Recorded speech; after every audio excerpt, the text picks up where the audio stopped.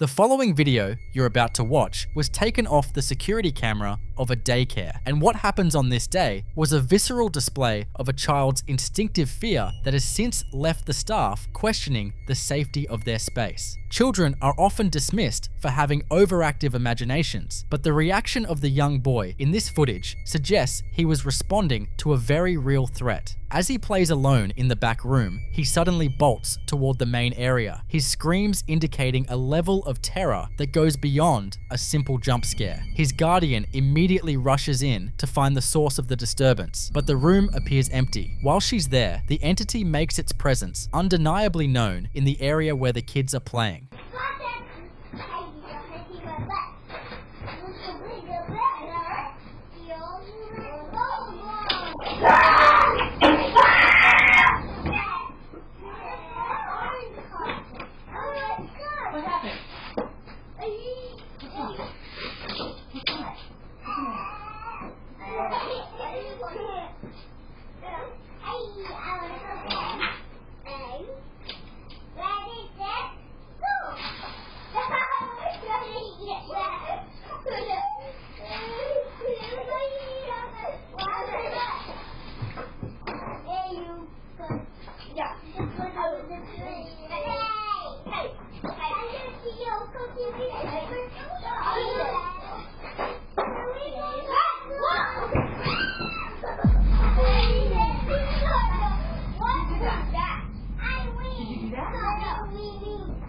Were you in there?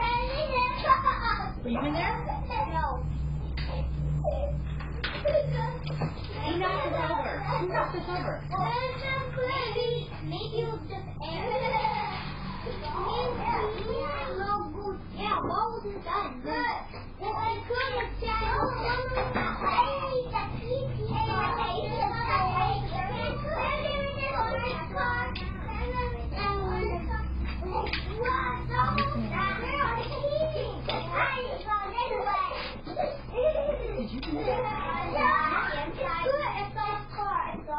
While the adult is searching for an intruder, a heavy plastic playhouse is violently flipped over by an unseen force. This requires significant kinetic mass, far beyond what a simple draft or unbalanced toy could achieve. But the most unsettling detail is what many viewers, and eventually the staff, spotted upon reviewing the playback. If you look closely at the white door frame just as the boy flees, you can see dark, finger-like appendages briefly gripping the top of the trim. It appears as though something was literally hanging over the doorway, watching the child escape. It's a chilling reminder that sometimes the things children fear aren't just in their heads, they are actually waiting in the shadows. Seeking an explanation for this aggressive outburst, the Guardian returned to the now abandoned room to investigate a potential catalyst for the activity. Hoping to understand why the little boy was so terrified to even glance at the door, she highlights a specific piece of furniture that many paranormal researchers often warn against as a high-risk object. In the corner of the room sits a child-sized vanity with mirrors positioned in such a way that they directly face one another. I wanted to quickly show you exactly what it was that was scaring the little kid that my mom was watching. So pretty much, so firstly we have the house, and obviously you guys saw that it fell, but the other thing I wanted to point out was that it's pretty hefty, so it really doesn't make any sense that it would just fall on its own like that.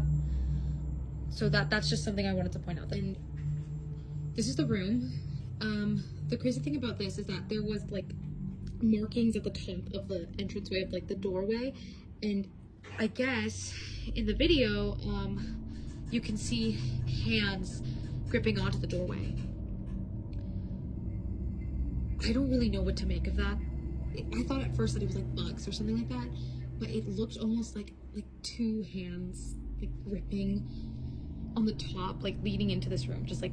But the main thing, and the reason that the little boy was screaming, is actually in here.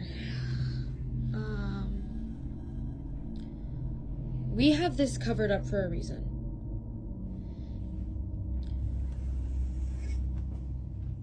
Apparently, the little boy told my mom that he saw a face in these mirrors. We already found someone who's going to take it off our hands and pick it up off Facebook Marketplace, but we have been keeping this room off limits. The boy claimed to have seen a face manifesting within the glass, a detail that aligns perfectly with long-standing occult folklore regarding infinity mirrors. In many spiritual traditions, placing mirrors in this exact position, where two mirrors are facing themselves, is believed to create a spiritual corridor or a portal, essentially thinning the veil between our world and the next. The infinite reflection is thought to act as a bridge, allowing entities from the periphery to step into our physical reality. Because of this, the daycare has declared the room off limits, but the physical violence we witnessed with the playhouse suggests that simply keeping the door shut might not be enough to contain what came through. Once a portal is established, the energy tends to anchor itself to the space. It's a sobering look at how a simple decorative choice might have invited an unwanted guest into a place meant for play. Recognizing that the situation was escalating, the staff made the difficult decision to remove the suspected source of the energy from the premises entirely. In an effort to restore peace to the daycare, they listed the vanity on Facebook Marketplace, being fully transparent with potential buyers about the strange history attached to the piece. That we're going to keep the room closed off from the kiddos for now so they can play in the rest of the space. We actually are going to go ahead and get rid of the vanity. We put it on Facebook Marketplace. Obviously, we told them, like, hey, like, we think that this is responsible for some weird haunting stuff. They said they were fine with it, so I don't know. This is closed off for now, so the kids are just gonna stay here and not in there anymore until we get this figured out.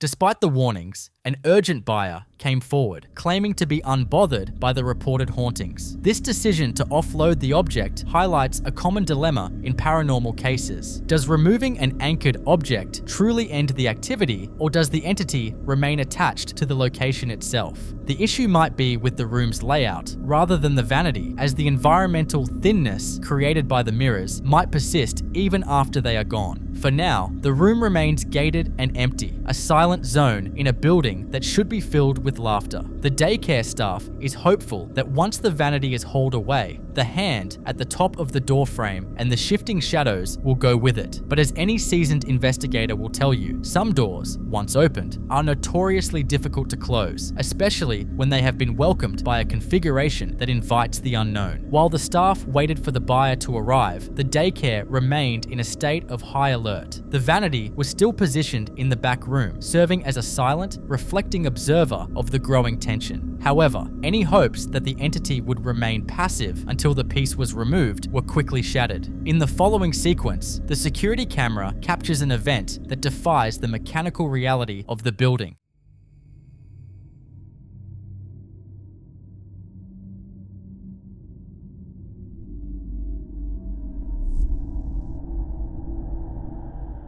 The door leading into the restricted room, which had been firmly latched shut to keep the children out, begins to swing open with a slow, deliberate motion. There are no drafts in the building strong enough to disengage a physical latch, yet the door moves as if pushed by a steady, invisible hand. The fact that the vanity remained in the room during this manifestation suggests a defensive posture from the entity, as if it were asserting its claim over the space before its anchor could be taken away. This kind of interaction is frequently reported in homes where a haunted object is about to be removed. The activity often spikes in intensity, becoming more overt and aggressive. It's as though the presence is no longer content with subtle hints and has moved into a phase of direct physical defiance, making it clear that it won't be ignored. As the tension continued to mount, the staff decided to use a common piece of children's equipment to monitor the room from a distance. One walkie-talkie was left in the back room alongside the vanity, while the other remained with the staff in the main daycare area.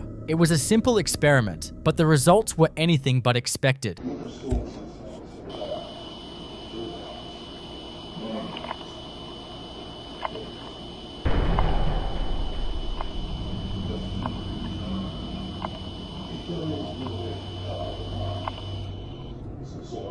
Through the static of the walkie-talkie, a series of rhythmic, deliberate sounds began to emerge. These weren't just the random pops of interference. They sounded remarkably like heavy, measured footsteps, or perhaps a persistent tapping on a wooden surface. The regularity of the noise suggests a sentient source, something pacing the restricted room while the door remained shut. In paranormal investigations, this is a classic manifestation of an entity using communication devices to bridge the gap between the unseen and the audible. Since the other walkie-talkie was directly in the presence of the portal mirrors, it's theorized that the device was acting as a microphone for the activity occurring in that thinned reality. There's a specific irony in using such a brightly colored, cheerful toy to capture something so ominous. It reinforces the idea that this presence has fully integrated itself into the daycare's environment, utilizing whatever objects are at its disposal to signal its existence. The final confirmation of the room's energy came through a physical sweep. The Guardian carried the walkie-talkie through the daycare to determine if the interference was widespread or localized. As she moves between the main hallway and the threshold of the restricted room, the difference in auditory feedback is startling.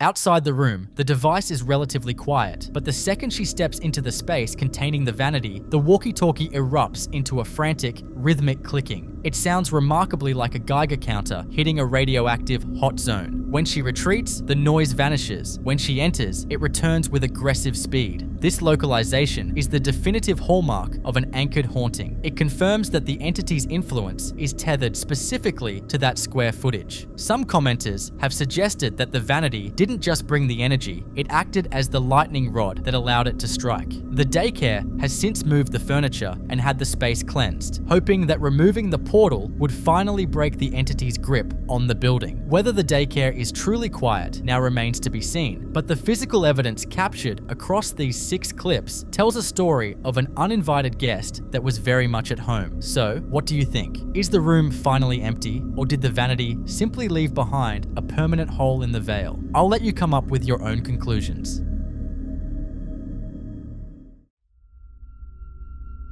In this next clip, a routine night of monitoring a sleeping child turns into a parent's worst nightmare. Many families use nursery cameras for peace of mind, but for this household, the technology captured a physical interaction that defies a rational explanation. As the child sleeps soundly in their crib, pay close attention to the white charging cord and controller hanging off the edge of the nearby furniture.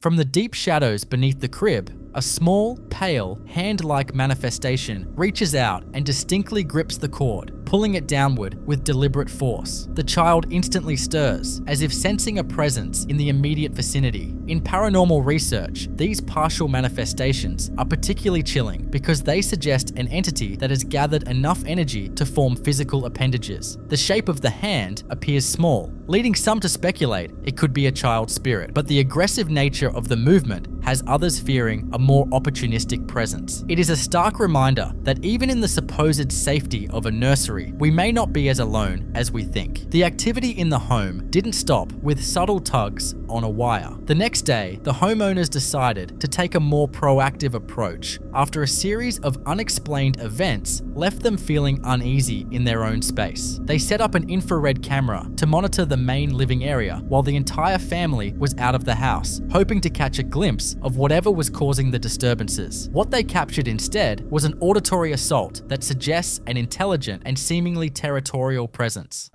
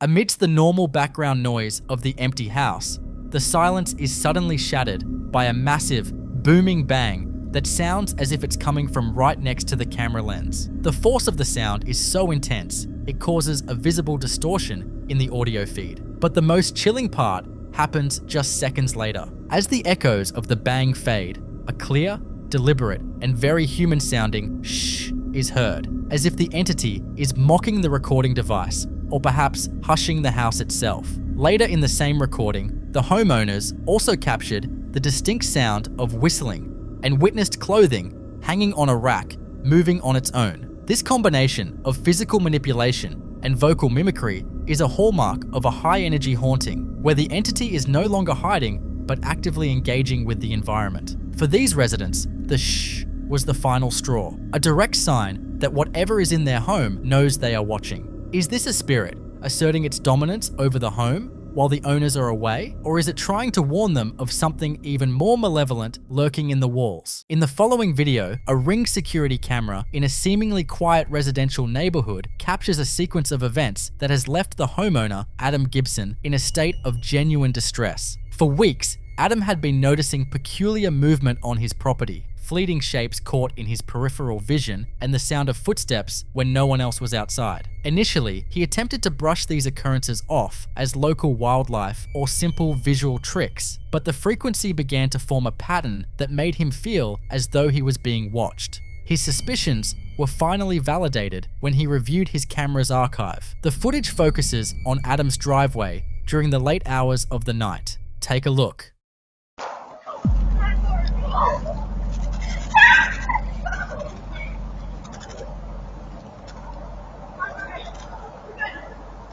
As you can see, a small, dark shape suddenly materializes on the left side of the frame and darts across toward the right. What makes this manifestation so baffling is its translucent quality. The texture of the pavement is clearly visible through the figure's form as it moves. It doesn't run with the heavy, rhythmic gait of a living person, but rather glides with a fluid, unnatural speed before vanishing into thin air just as it reaches the edge of the frame. Adam shared the footage in a paranormal research group on Facebook, admitting he is now scared because the activity has become so consistent. In paranormal theory, such sightings are often categorized as residual hauntings, echoes of the past that replay under specific conditions. However, the fluid speed has led some to speculate this could be a more sentient entity. Is Adam's yard a corridor for energy from another era, or is a spirit trying to communicate? I'll let you come up with your own conclusions.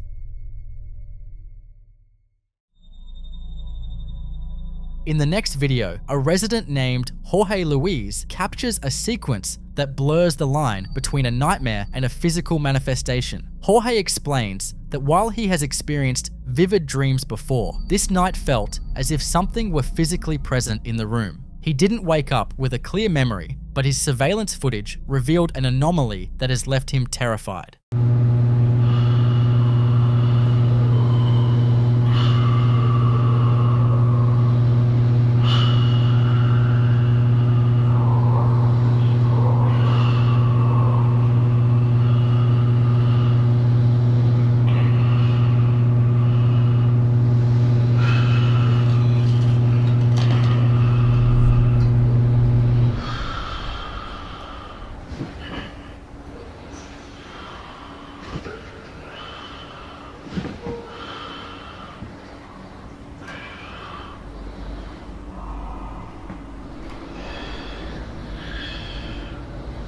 Get away. Get away.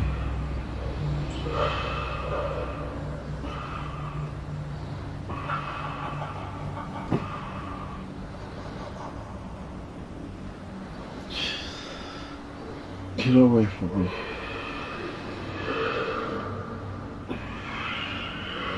Help.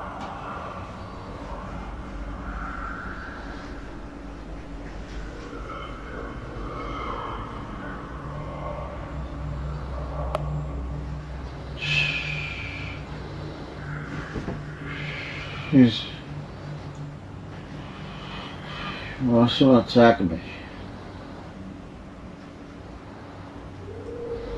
I need help, someone. Help! Help!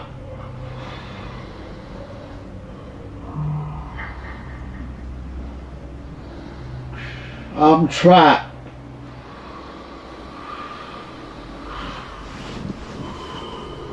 I'm trapped.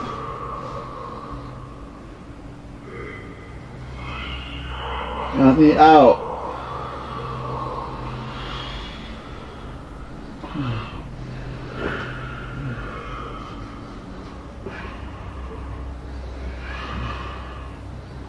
Got me out.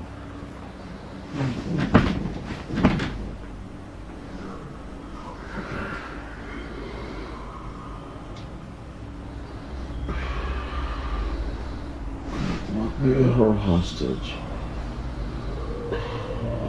Oh.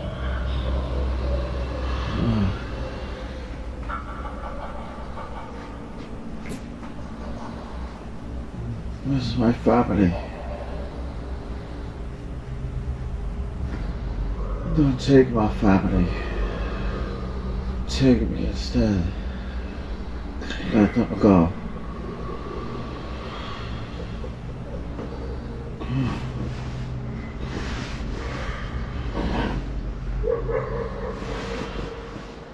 At the start of the recording, pay close attention to the cross hanging above his bed. In a move that defies logic, the cross slowly rotates until it is completely upside down. This is a sign often cited in paranormal theory as a mocking presence. As Jorge tosses and turns, a dark, shadowy mass begins to coalesce in the corner, far denser than any natural shadow. The most heart-wrenching part of this footage is the audio. Amidst the silence, strange, disembodied whispers fill the room. Caught in the grip of a night terror, Jorge begins to plead for his life, audibly crying out, "Somebody help me, I need help." As if he is being physically overwhelmed, Jorge shared this footage with his followers, admitting that going back through the recording made him feel that something was actually there. The way the environment reacts to his distress, particularly the manipulation of the cross and the chilling vocal captures, suggests an entity that was feeding off his vulnerable state. In the field of paranormal research, this type of activity is often linked to shadow people or night hag phenomena, where an entity doesn't just haunt a space, but actively targets a person's subconscious. Theory suggests these beings act as psychic vampires, provoking extreme terror and pleas for help because they consume the raw emotional energy released during a state of sleep paralysis. Skeptics might look for strings, but the silent rotation of the cross, paired with those desperate pleas, remains baffling. Is Jorge's bedroom a site for spiritual interference, or did he invite something in that refuses to leave? I'll let you be the judge.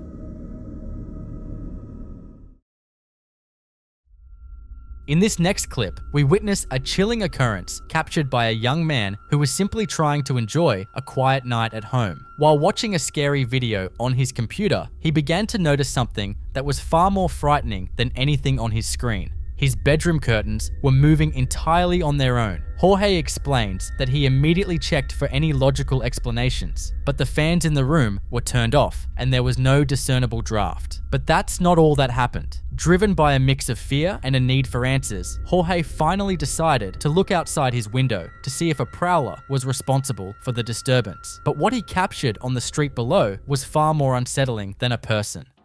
So I'm just chilling in my room. The fans are on. When I was just watching this scary ass video, shadow figure just standing outside, like on the street, and just moved. I have no idea where my curtains are moving. Like, see, none of them were moving. Let's take a little peek outside. Looks like there. That's a street lamp, but what is that underneath it? Cause that wasn't there 10 minutes ago, so I have no idea right now. In the shadows cast by a flickering street lamp, a dark, stationary figure can be seen standing perfectly still. Jorge notes that this mysterious silhouette was not there just 10 minutes prior, and it seems to watch the house with an eerie, unblinking intensity. In paranormal theory, this is often described as a watcher. These entities are frequently reported in conjunction with physical disturbances like moving objects or curtains, suggesting they are capable of manifesting enough kinetic energy to interact with the environment from a distance. Whether this was a physical intruder or something far more spectral, the stillness of that figure on the street is enough to make anyone lock their doors. So what do you think? Was Jorge being hunted by a literal shadow, or was this a series of terrifying coincidences?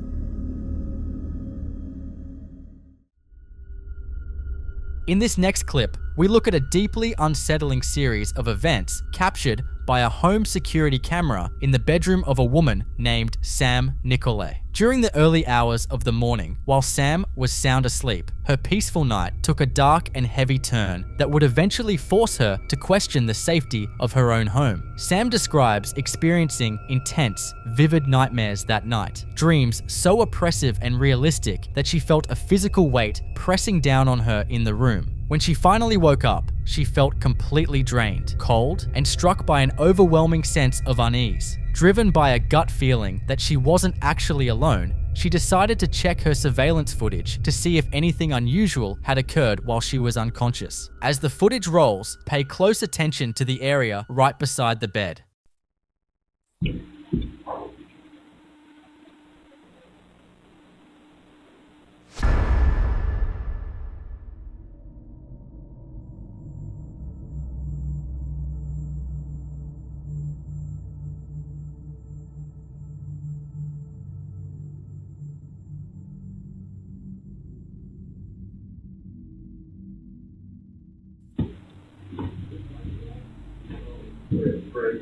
A dark, human-shaped shadow can be seen moving with chilling intent. This isn't just a faint trick of the light or a reflection from a passing car. The figure is remarkably dense, standing out clearly against the bedsheets and furniture. The atmosphere in the video feels immediately charged as the entity continues to linger, seemingly watching her while she is in her most vulnerable state.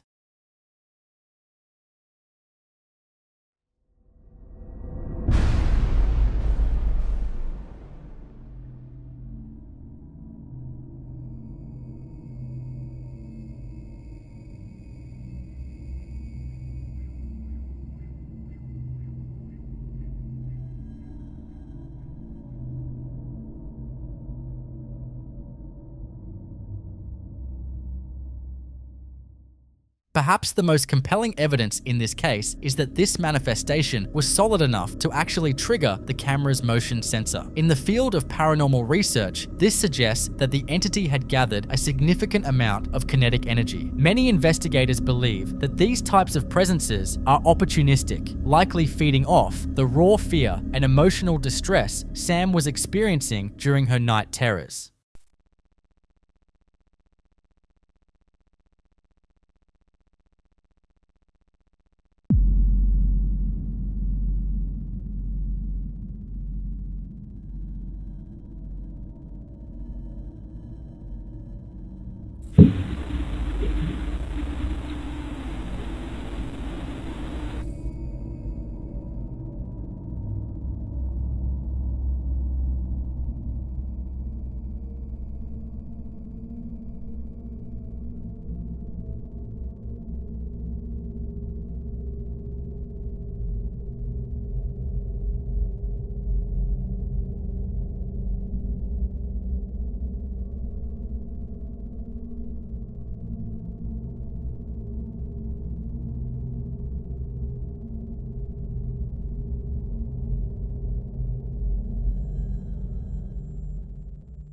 On a completely different night, the same terrifying pattern repeated itself. A nightmarish dream followed by a disturbing discovery on the DVR. If you look closely at the background of this third clip, you can see the shadow manifest once more, gliding silently through the room as if it has made itself a permanent, unwanted resident. Many in the paranormal community believe these figures are shadow people. These are often described as interdimensional beings or ancient spirits that thrive in high-stress, emotional environments. They are frequently reported by people suffering from sleep paralysis, leading to the theory that they don't just watch us, they actively provoke terror to sustain their physical form. Whether this was a lingering spirit tied to the property or something more predatory that attached itself to Sam, the sight of a dark figure looming over a sleeping person is the ultimate violation of peace. Was Sam being targeted by an intelligent, malevolent presence, or was this a physical manifestation of her own deep-seated fears? I'll let you come up with your own conclusions.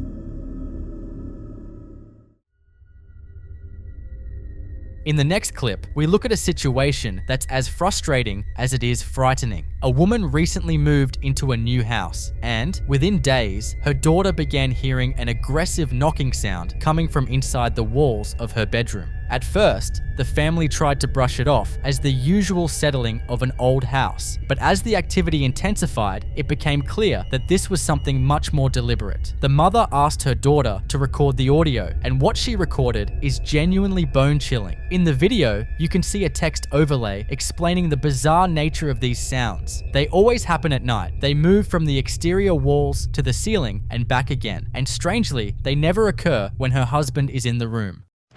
I said, do it again, and it does it again. Do it again.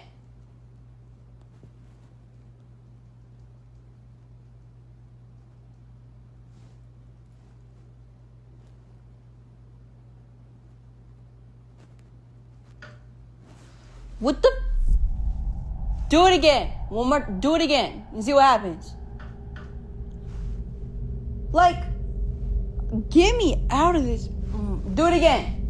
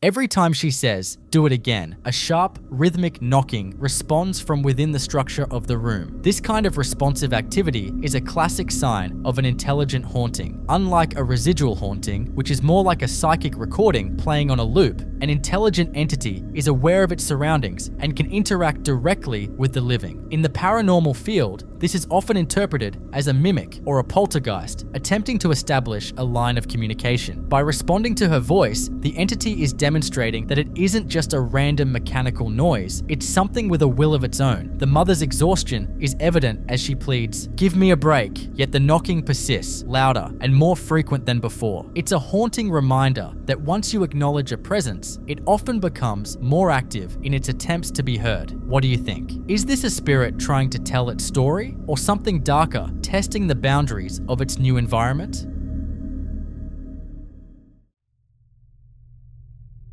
This next one is a bizarre piece of footage recorded on a phone camera that challenges our understanding of physical boundaries. The scene was captured late on the night after Good Friday in a bedroom bathed in purple light. According to the mother who shared the clip, her daughter witnessed a massive gathering of what she described as thousands of creatures, shapeshifters, and glowing figures walking toward a massive snowbank. This bank of snow is roughly 30 feet high, with absolutely no road or passage behind it. Yet, as the figures reached the bank, they appeared to vanish into thin air. Take a look.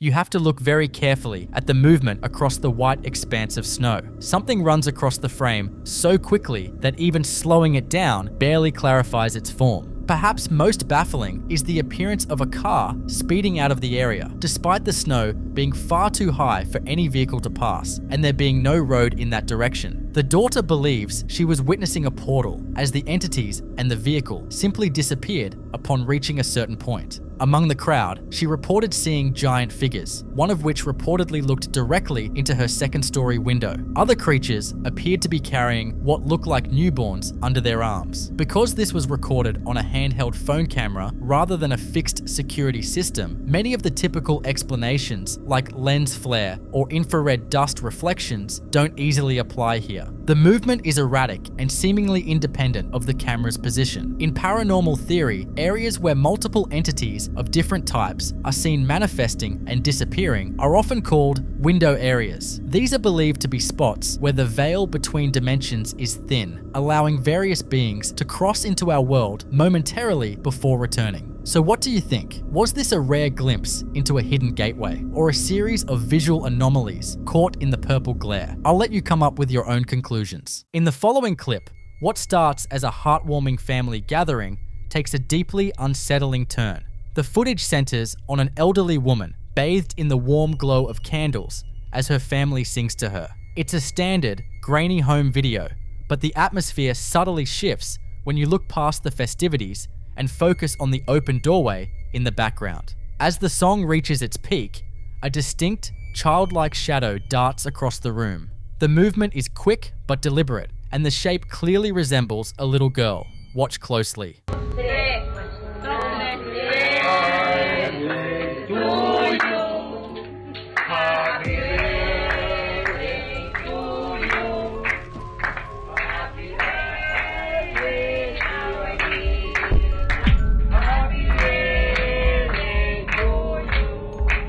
The grandmother appears entirely unaware of the anomaly behind her, completely absorbed in the moment. Yet, the camera captures what the human eye easily missed in the chaotic joy of the celebration. What makes this particularly chilling is the context that often accompanies such manifestations in paranormal circles. Some viewers theorize that the shadow may be deeply connected to the grandmother's past. A common narrative attached to this footage suggests that the woman may have lost a young daughter many decades ago. If that is the case, could this be the residual energy of a child returning to celebrate her mother's milestone? Or perhaps more ominously, certain folklore dictates that the sudden appearance of a long-deceased loved one acts as a harbinger, a spectral sign that they are preparing to guide the elderly family member to the other side. Is this simply a trick of the lighting, a living relative passing by unnoticed, or a fleeting glimpse of an entity from beyond the veil? I'll let you come up with your own conclusions.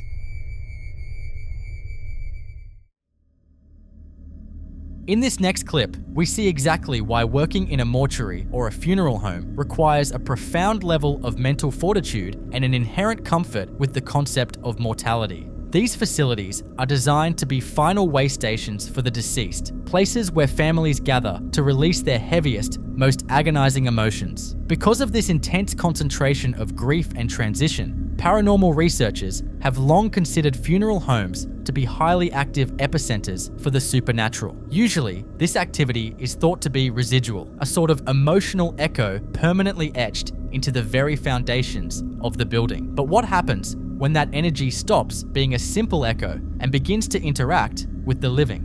Recently, a mortuary worker began documenting her shifts after noticing a disturbing pattern of inexplicable disturbances, and her footage provides a terrifying look at an escalation that defies all logical explanation. The deeply unsettling series of events begins early one morning before the facility is officially open. The worker is alone, surrounded by the sterile, quiet atmosphere of the embalming rooms, quietly prepping for the arduous tasks ahead. Having felt a heavy, oppressive presence in the building during previous night shifts, she decides to keep her camera rolling. The silence of the mortuary is profound, but it doesn't take long for that quiet to be violently broken by an auditory anomaly. Take a look.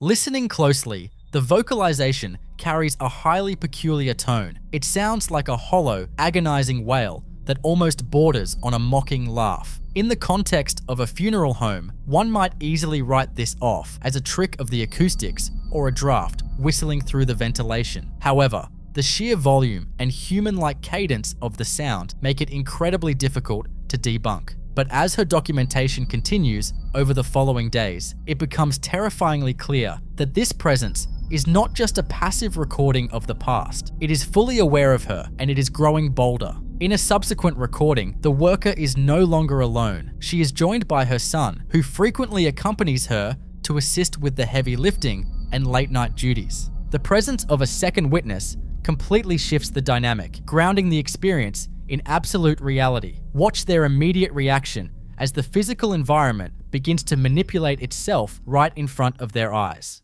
Are you always alone when you're there at night? So thankfully I'm not always alone. My son also comes to help me. He has been by my side for the last few years. He's gonna be 19 soon, but he is so respectful, and he also helps on removals, and he helps me dress the loved ones. That's what we just got done with now.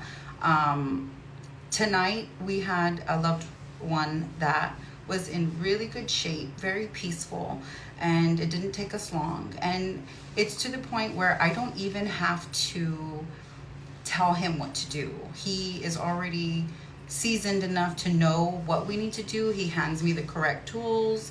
You know, he's a really good help. And I'm so thankful that Was that you? No. Was that you? No. Look at the video, wasn't me. What was that? I don't know. Well, what'd you hear? I don't know. I don't know. Why is that always happening? I don't know. Okay, well, I'm just thankful that he's here. So, and we're done.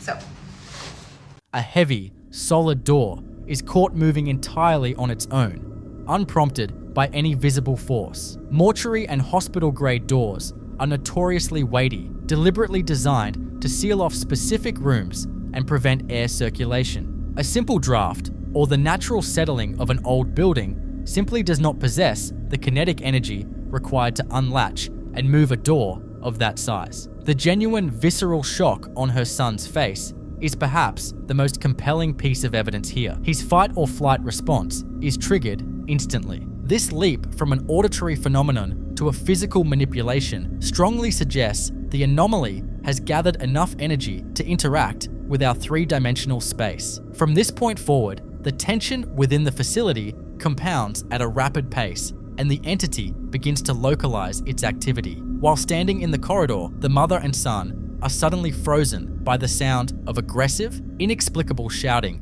originating from the facility's chapel. hey you guys, we haven't made a video in a little while, so I just wanted to come on and kind of refresh everybody with just a little mortician tip here. I don't know if everybody's aware. So when you bring in the clothing to the funeral home, yes, you want your loved one dressed in something either they loved, or say they were in the military and they have, you know, military getup that they want on, their favorite shirt, their favorite pants, pajamas even, just so everyone's aware. I think that this is something people don't tend to think about. But in our world, when families bring us clothing, sometimes they're not aware that in order for the clothing to really fit properly, say it's too big, too small, we have to cut the back of the clothing in order to place it on your loved one. So sometimes if families request the favorite shirt back, or, you know, their favorite set of whatever they have on, it will be cut. It's very rare, unless the clothing is perfectly fitted to that person, that the director won't have to cut it. I've worked in several funeral homes where they don't cut it, and it... Is anybody here? No, what is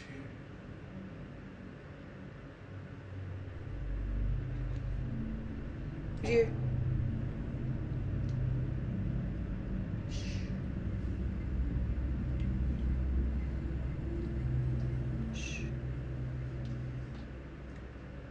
Time to go. What? Time to go. We're the only ones here. I have to go look. There's always when you videotape. Okay, let's go. We're going. The chapel is the emotional core of any funeral home, the exact room where the living confront their final goodbyes. The voices captured here are not faint whispers caught on a sensitive audio recorder. They are loud, confrontational shouts echoing from a completely empty room. The aggression in the anomaly is so palpable that her son immediately states they need to leave, a primal instinct that the mother quickly and wisely agrees with. Fear is a natural response, and when an unseen entity begins raising its voice in an empty building, retreating is often the safest protocol. However, the most terrifying escalation occurs on an entirely separate day, proving that the entity is not a fleeting visitor, but a permanent resident. While filming in the facility, another loud, jarring noise emanates from the chapel doors. Rather than retreating this time, the mother and son decide to cautiously approach the room to investigate the source. But whatever is dwelling in that chapel seemingly senses their approach and pushes back with a massive display of power. So we're here working. We were hearing some noises in the chapel, so we actually decided to come in the chapel and make this informative video to see if we could catch any of the noises. So I'm gonna explain what this is on today's mortuary information video. So there are times where we get loved ones who are donors. They're bone donors. They take skin, they take what they can for things that anybody may need, right? So when they come to us, we have to prepare them properly. And sometimes there are issues where there can be leakage. So in order to prevent the leakage and keep it contained, the deceased would go in one of these, which is called a unional. A unional contains all of the fluid and I thought I heard something. Contains all the fluid, and it makes sure that while your loved one is being presented in the visitation, we don't have any issues with anything, you know. Okay, let's go see. Because now I'm in the chapel and I'm not. Oh my God. Did the lights go Dude, off the on lights went off right when that happened. You wanna go? Let's go. It's always when we're recording. It never fails. It's the camera. Anyways. Just as they step forward to uncover the source of the disturbance, the lights in the corridor are completely severed, plunging them into absolute darkness. This sudden blackout is deeply baffling and crosses a dangerous line. In paranormal theory, it is widely believed that spirits and entities require vast amounts of ambient energy to manifest physically or audibly. They will often drain batteries, drop the ambient temperature, or siphon power directly from a building's electrical grid. The precise timing of this blackout suggests an intelligent entity capable of manipulating the environment, either draining the power to gather strength for a larger manifestation or intentionally plunging the room into darkness to assert dominance and incite terror. It is a calculated, psychological strike against the witnesses. Even after this intense, confrontational encounter, the presence refuses to back down, continually toying with the worker and her environment. In a final piece of footage, the mortuary worker is attempting to film a standard update, speaking calmly to the camera. Yet, the entity reminds her exactly who is in control of the space. The lighting above her begins to pulse and flicker erratically. To prove there is no logical interference, she immediately pans the camera to the wall, revealing a completely empty hallway and confirming that no one is anywhere near the light switch. Everyone, it's 11:45 p.m. and I'm here at the funeral home, and I wanted to make a video to kind of explain. A lot of people aren't aware or are confused as to why funeral directors are at the funeral home at 11, 12, 1, 2, 3, 4 in the morning. So death can occur at any time, morning, afternoon, evening, and funeral directors have to be ready to go at any time. So, you know, if a funeral director gets a call, they'll make that removal at the place of death, bring the loved one to the funeral home, and if they are going to be embalmed, that embalming is usually done at that time. So funeral directors can be at the funeral home all night. If they are getting multiple calls while they're embalming, they have to stop and go and come and finish and go and come and stop and all that stuff. So sometimes funeral directors are at the funeral home all night, and then they have to work in the office the next morning, meeting with families, taking out services. It can get really exhausting, but for me tonight, I am here, or I just got finished dressing a loved one for their services tomorrow. And I like to come in the night because there's no one here. It's peaceful, it's quiet. I can take my time and pay 100% full attention to that loved one without worrying, you know, oh, I have to go answer the phone, or I have to leave on a call. I can just actually come and take my time and concentrate. So I do like coming in the night because of that. And okay, that was weird. I don't like that. The light switch is right there. And the light just flickered. And I'm gonna cut this video short because that is cue for it's my time to go. The intelligence behind these combined occurrences is highly disturbing. We are looking at a clear, methodical escalation. What began as a distant, mournful cry evolved into the physical manipulation of heavy doors, aggressive vocalizations, and the deliberate, targeted manipulation of the building's electrical system. The facility appears to be hosting something that absolutely demands to be acknowledged. Is this simply the collected, heavy energy of 1,000 grieving families manifesting physically in the architecture, or has a specific, highly intelligent entity refused to cross over? trapping itself forever between the chapel and the embalming room? I'll leave you to be the judge.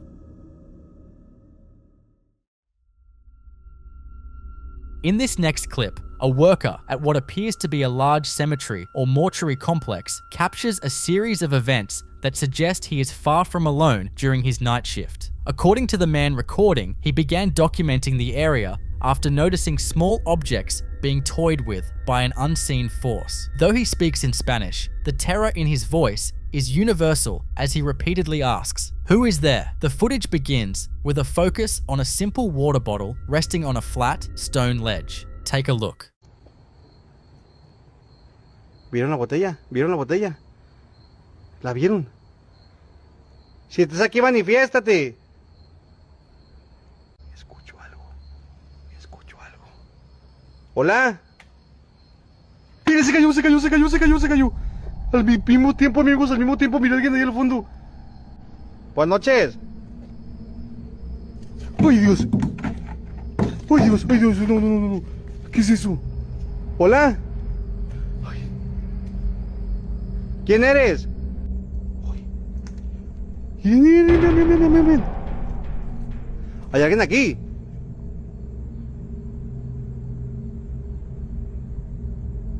¿Hay alguien aquí? ¿Hola? The initial movement of the water bottle is unsettling. It doesn't slide as if pushed by a localized draft, but rather shifts with a deliberate jerky motion that suggests a physical grip. As the worker ventures deeper into the narrow corridors between the tombs, the activity becomes more aggressive. A large plastic container is caught on camera falling and tumbling across his path, appearing as though it were violently thrown from the dark recesses of the complex. The anomaly only deepens when the camera pans toward the back of the graveyard, briefly catching a glimpse of a pale, stationary figure standing over a grave in the distance. The most baffling part of this encounter, however, involves the religious iconography present at the site. Among the various items being manipulated, the large cross mounted atop one of the tombs appears to shift and tilt on its own. In paranormal research, the physical movement of heavy, fixed objects, especially those of a religious nature, is often categorized as high-energy poltergeist activity. It suggests an entity capable of significant kinetic output, or perhaps a residual energy that has become strong enough to influence the physical world. If you were alone in a graveyard and witnessed a cross-shifting of its own accord, would you stay to see what manifested next, or would you find a new line of work? In the following video, we head to Duval County, Florida, where a resident named Eric Battle captures an encounter that feels less like a run-in with local wildlife and more like a scene from a supernatural thriller.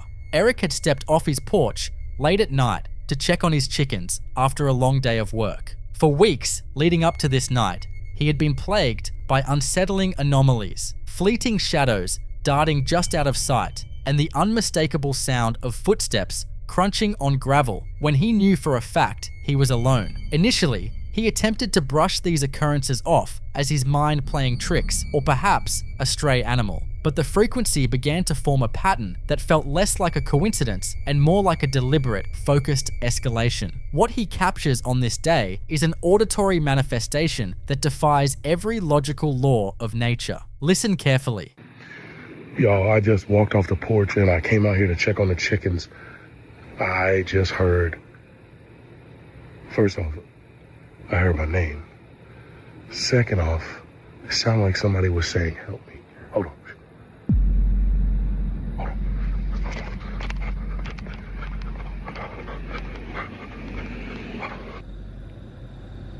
Hey. Help. I need help. Eric, can you help me?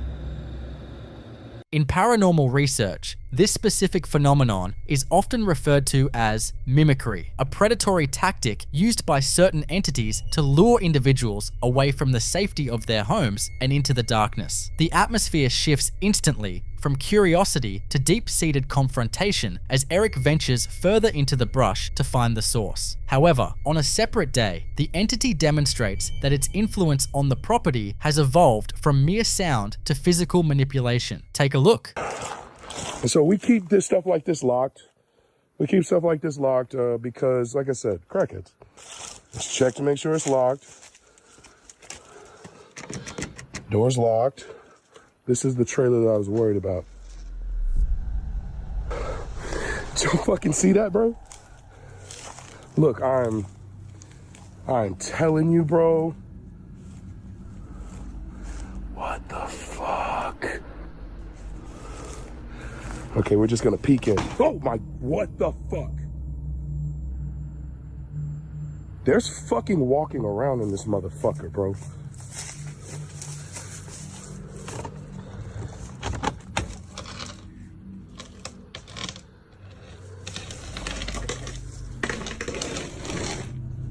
Hello? Guess we're gonna have to climb in this motherfucker. Probably should have brought my gun. Hello? Fuck! Y'all fucking heard that shit. Hold up, man. It's happening all around me right now, like it's the worst that it's ever been.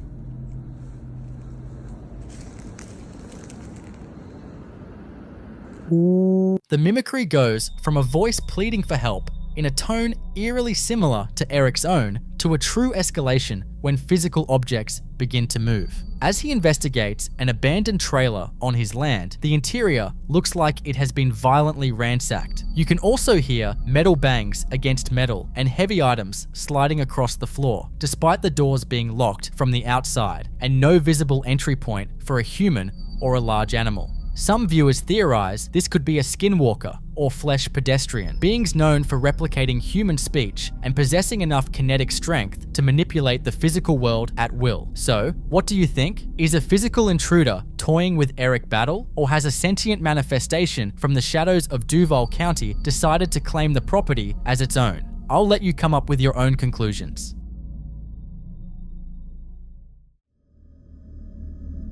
This next clip comes with a story that starts the way most of these do, with a parent who didn't initially believe their child and a CCTV playback that changed everything. The setting is a standard family bedroom where a couple and their 2 children had settled in for the night, all sharing the same bed. It was intended to be an ordinary, comfortable night, but the footage recorded in the dark reveals an interaction that is difficult to process.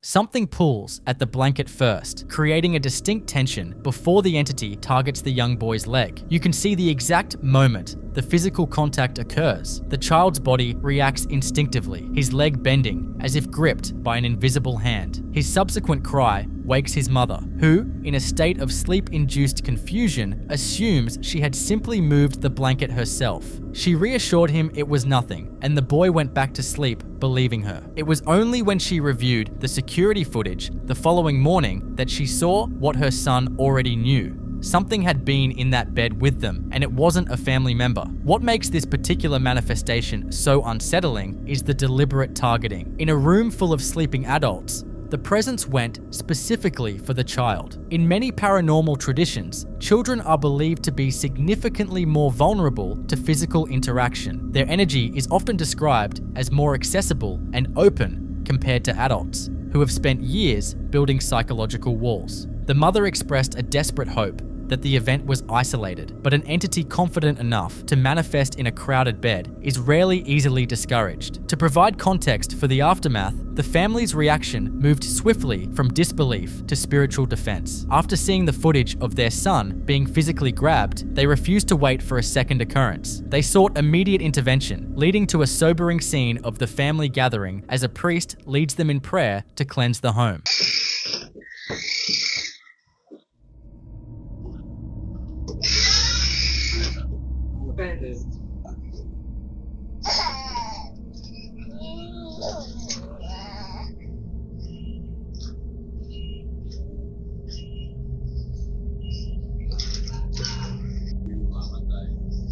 Sumainyo ang Panginoon, palagi magpangarihan Diyos, Ama, Anak, Espiritu Santo.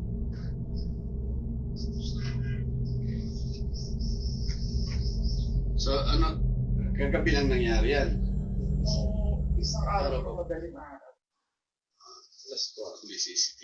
There is something deeply human about this shift, from an ordinary night to needing a spiritual authority to feel safe enough to close their eyes. In many cultures, particularly within traditions across Southeast Asia, the response to a haunting isn't an investigation, it's a direct spiritual rebuke. The belief is that certain manifestations can only be addressed and driven out through religious authority. Whether the prayers were successful or the bedroom remained quiet after the priest left, the family hasn't confirmed. However, the fact that they felt the need to perform an exorcism after just one night speaks volumes about the terror captured on that camera. If you caught an unseen force grabbing your child on camera, would you rely on logic to explain it away? Or would you be the first to call for outside help?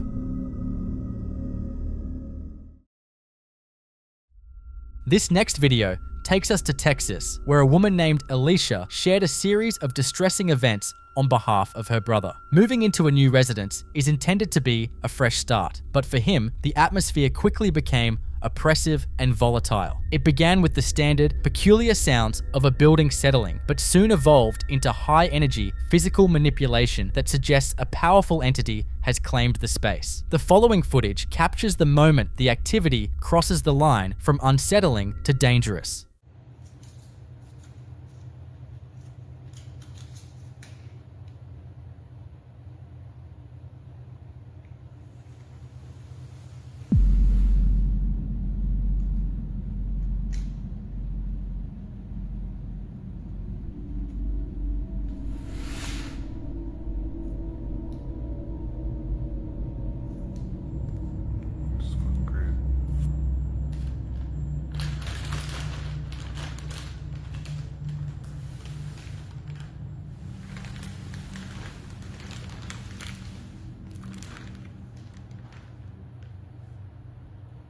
What we see here is a manifestation of significant kinetic energy. A heavy wooden dresser is shoved across the floor, and more bafflingly, the entire bed is jolted with enough force to slide it away from the wall. If you look closely at the mattress, there appear to be localized indentations, as if an invisible weight is pressing down or stepping across the surface. This suggests that whatever is in the room possesses a physical presence or a unique way to exert mass onto our environment. In paranormal research, this is often categorized as a high-level poltergeist, where an anomaly gathers enough ambient energy to move large, heavy objects. The entity's aggression didn't stop with simple movement. Following that particularly violent night, the room was left in a state of total disarray, with belongings scattered as if a physical intruder had ransacked the place. To provide context for the escalation, the brother recorded himself returning to the room to attempt to clean up the wreckage, though the atmosphere remained heavy and charged. Take a look.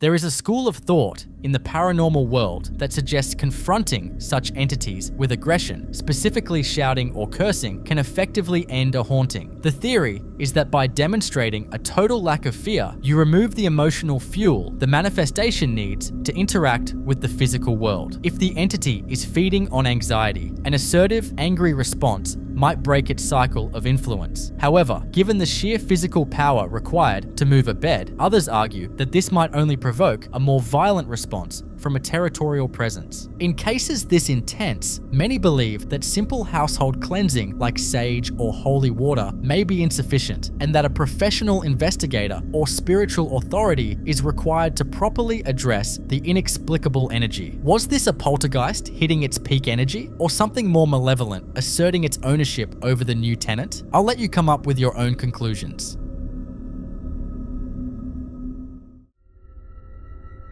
In the next clip, we are introduced to the home of Alexis Lakica, a man whose daily routine recently took a sharp turn into the paranormal. Most hauntings begin with subtle hints, a cold spot here, a faint whisper there, but the activity in this household skipped the formalities and went straight for the psychological jugular. After hearing a persistent rhythmic tapping on his window, Alexis pulls back the curtains only to find his yard entirely desolate. Moments later, his front door handle rattles violently as if something is desperately trying to gain entry, yet the porch remains completely empty.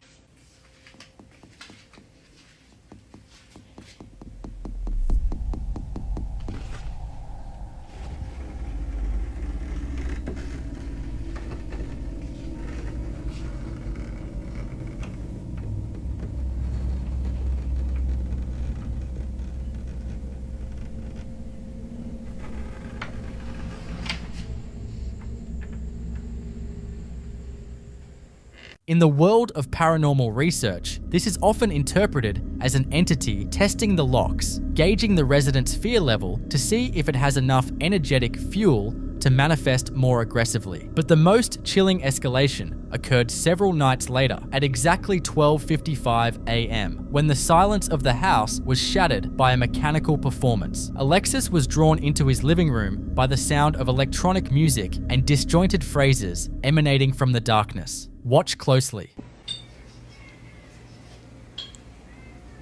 ¿Me escuchan?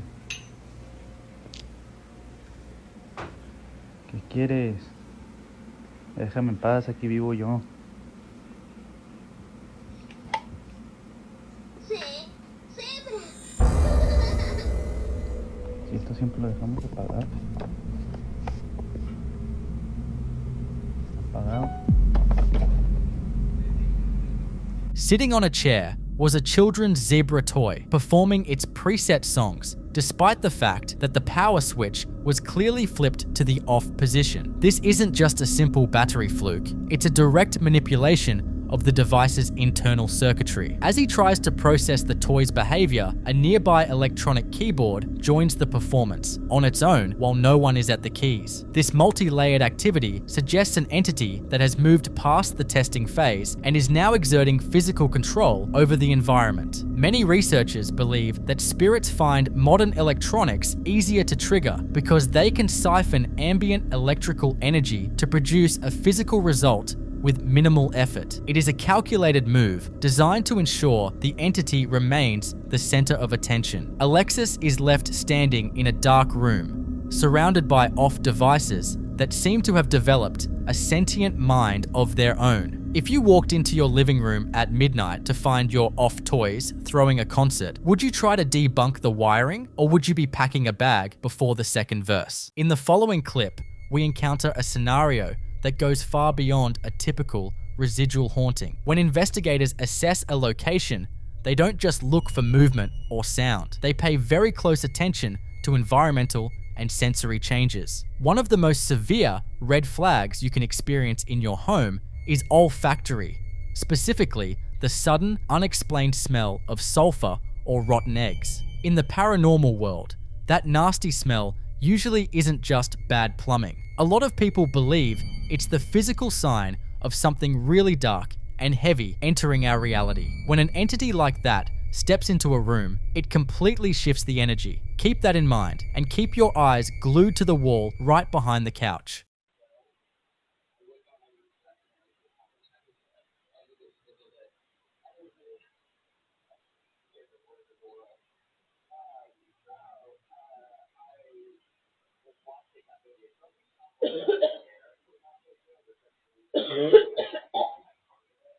Oh, what the fuck? What the fuck is that? Dude.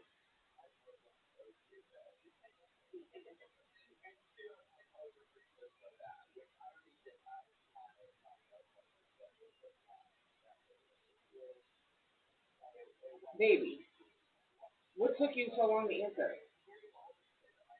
Dude, the house smells like literally like rotten egg. Like, it literally smells like you forgot to take the trash out or something. Like, I don't know what the fuck is going on, but this shit, like, I'm literally feel like I'm about to puke. I was just taking a nap and the house smells disgusting. Yeah, I'll open the door. I don't know if that's gonna do much though.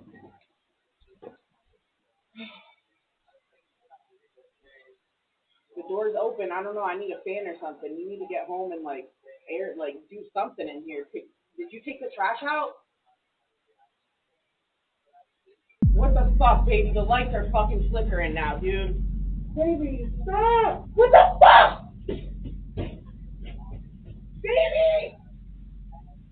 When an unseen force interacts with the physical world, the choice of what it manipulates tells you everything you need to know about its intentions. Knocking a cup off a table is a simple cry for attention, but deliberately targeting a symbol of faith and physically inverting it is a highly calculated act of mockery. Pulling off a manipulation like that requires a massive draw of raw energy, which perfectly explains the sudden electrical interference and flickering lights right before it happens. It serves a very specific, deeply sinister purpose. The entity isn't just trying to scare the occupants, it is launching a psychological attack designed to strip away their sense of spiritual protection and claim absolute dominance over the space. When things start smelling like decay and the symbols on your wall turn upside down, you aren't dealing with a restless ghost passing through. You are dealing with something deeply malevolent that is actively making itself at home.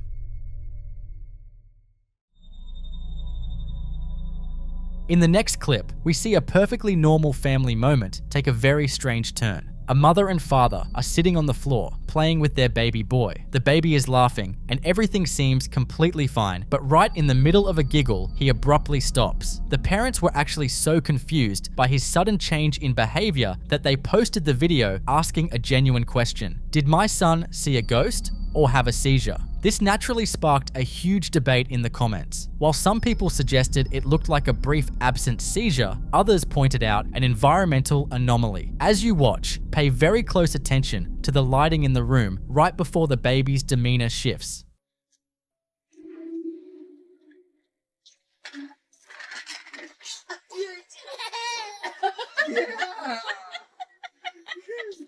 It's so cute.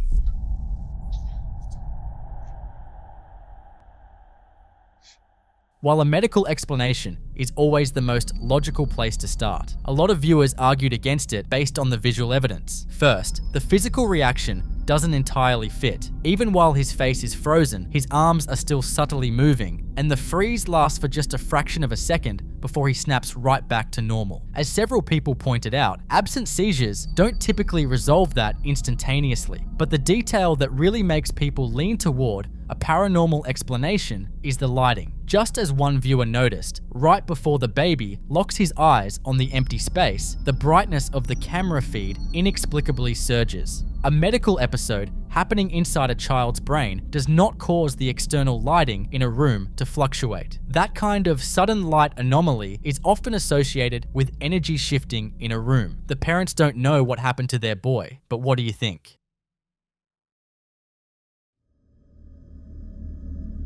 This next clip was filmed in an empty grocery store. You see there is a very specific, deeply unsettling feeling that comes with working the graveyard shift in a massive empty building. Grocery stores are designed to be packed with people, light, and noise. So when you strip all of that away at 3 a.m., it turns into a maze of dead quiet aisles and harsh fluorescent lights. It becomes the perfect, isolated playground for something that doesn't belong. For a while, The overnight stalker who filmed this had been feeling like he wasn't actually alone in the store. He kept catching quick glimpses of a figure in a white shirt slipping around corners or ducking behind shelves just out of his direct line of sight. It's easy to try and brush that off as simple sleep deprivation, but when he walked out of the back room on this particular night, the entity decided to stop hiding in the periphery and make a very physical, undeniable introduction. Alright, at work, alone, middle of the night. Look at that one sign. Swinging. What is up with that? Nothing else is moving.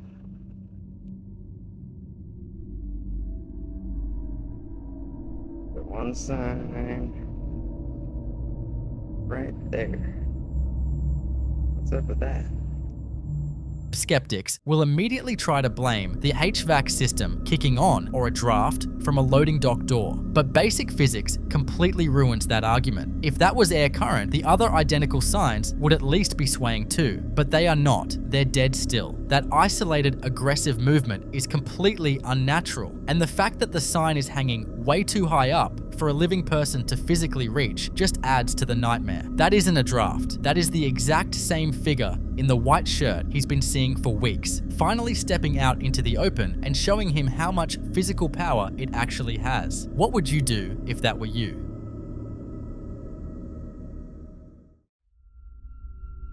In this next clip, we are dealing with a situation that feels straight out of a horror movie. We've all heard stories about a random electronic toy going off in the middle of the night, usually just because of a dying battery or a weird glitch. But what this creator captured going on in her bedroom completely defies logic. For a while, she kept waking up to the sound of a very specific melody coming from her bedside lamp. But the terrifying part is how the lamp behaves. It doesn't just play randomly, it waits until she is fully asleep, and the exact second she physically gets up or moves around to check on it, the music dead stops. That kind of reaction isn't a mechanical error, that shows awareness. It knows when she's awake and asleep.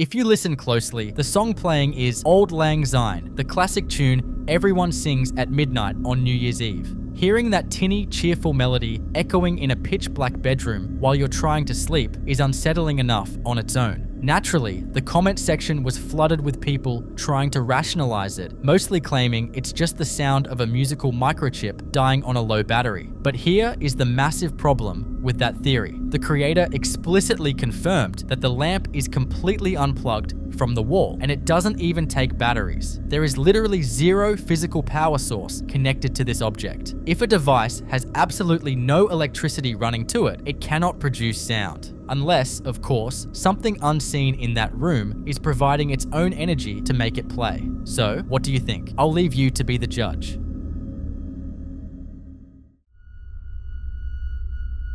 In this next clip, what should have been an exciting fresh start in a new house immediately turns into a nightmare. He has just moved in and is completely alone in the house. He's standing in a dark hallway when the lights start to glitch out and the sliding door at the very end of the hall begins to move. I was moving into my new house. I was alone and this happened.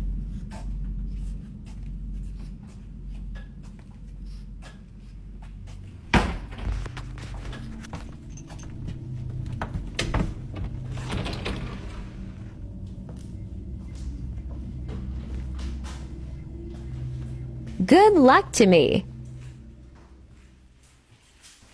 Notice the specific way that door closes. It isn't a smooth, continuous glide caused by a slanted floor or a heavy draft. It has a distinct start and stop motion, exactly like a physical hand is gripping the edge and carefully pulling it shut. He bravely walks down the hall, slides the door open, and finds absolutely nothing inside. It's definitely not the kind of welcoming committee you want to deal with on your first day in a new house. You might try to rationalize that first event and just go to work, hoping it was a weird, isolated fluke. But the second half of the video destroys any chance of a logical explanation. He comes home from his shift to find that exact same bedroom door actively opening and closing on its own. He works up the courage again to push through it and see what is waiting for him inside. I came home from work. Something seemed strange.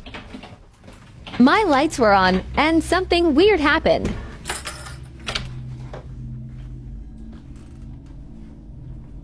WTF is that thing?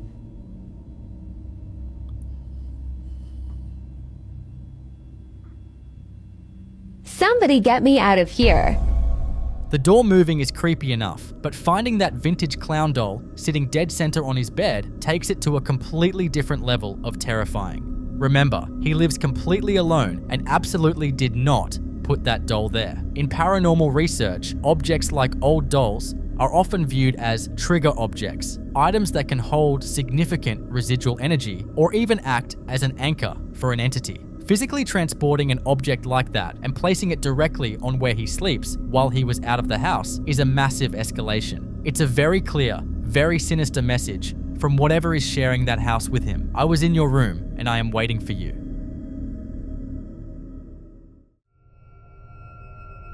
In this next clip, we see why setting up a security camera in your bedroom can sometimes give you a lot more than you bargained for. The person who filmed this was very clear in their caption. They made absolutely sure that the closet door with the mirror on it was securely shut and latched. Watch what happens to it.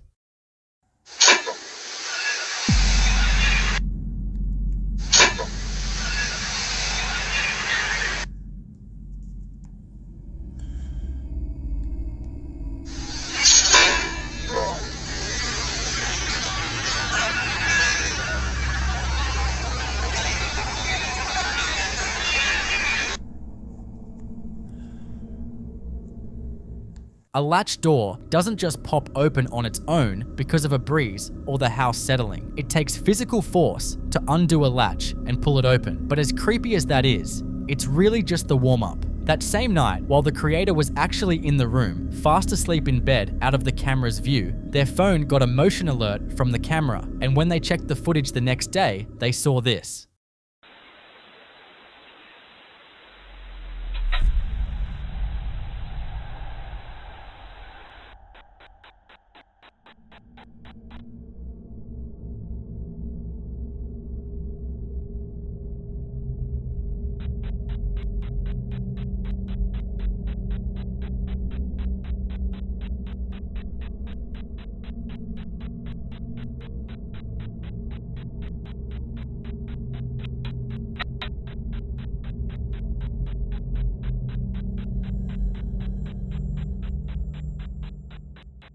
In the video, you can clearly see a distinct dark shadow moving across the wall and the door. The creator confirmed there was absolutely nothing moving inside or outside the house that could have cast a shadow like that. But the detail that really freaked them out is where the shadow ends up. Toward the end of the clip, the dark shape stops and just hovers right at the foot of the bed, lingering exactly where they were sleeping. It's one thing for an entity to mess with your closet doors while you're out of the room, but standing over you in the dark while you are completely vulnerable and asleep, that is a massive invasion of privacy and honestly, a great reason to pack your bags. What would you do if you experienced something like this?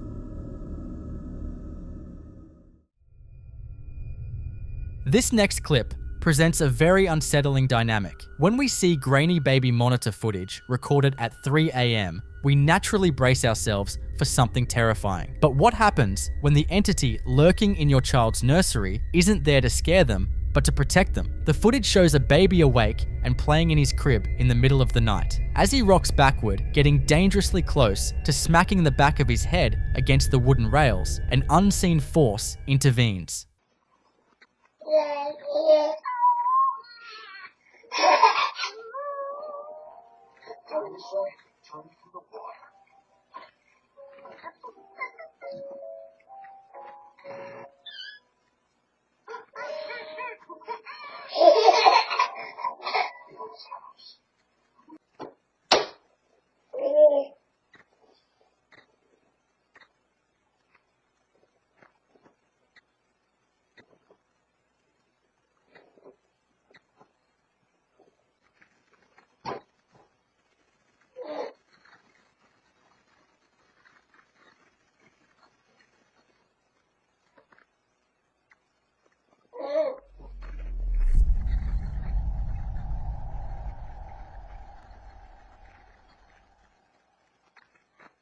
If you watch the baby's momentum, the physics simply don't make sense for a self-correction. As the mother pointed out in its post, he is a 23-pound toddler. A baby of that size and motor development cannot abruptly halt a backward fall and smoothly glide forward using just one hand. That movement was a clear, controlled, and gentle tug from an external source, pulling him safely away from the edge. What makes this even more fascinating and eerie is the established pattern. According to the family, this isn't an isolated incident. They regularly capture this kind of activity around the exact same time at night, and the presence behaves in a distinctly maternal way. It doesn't just catch him when he falls. It has also been documented carefully adjusting his blanket to keep him warm while he sleeps. In paranormal theory, this is often categorized as a guardian spirit, or perhaps a lingering familial energy. And while it is certainly comforting to know that the ghost in your house wants to keep your baby safe, it is still an incredibly tough reality to accept that an invisible entity is taking the night shift in your nursery. In the following video,